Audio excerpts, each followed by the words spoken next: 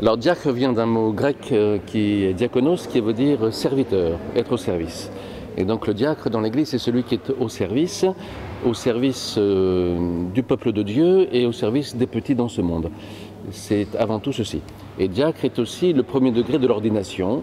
Le premier degré de l'ordination, c'est diacre, ensuite c'est prêtre et ensuite c'est évêque. Voilà, 3 degrés de l'ordination. Et les diacres sont donc ordonnés, donc ils sont là pour un peuple et pour les petits.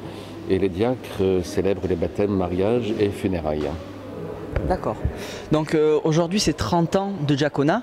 30 ans, c'est quelque chose d'exceptionnel? 30 ans, c'est assez exceptionnel, oui.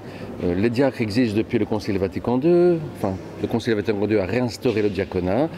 Et donc André a été ordonné en 85 et c'était un des premiers diacres ordonnés à l'âge de 52 ans. Il en a 82 maintenant, donc il fête ses 30 ans. C'est plutôt rare aujourd'hui. D'accord. Et alors qu'est-ce que ça signifie finalement que de fêter 30 ans de diaconat au sein de la paroisse?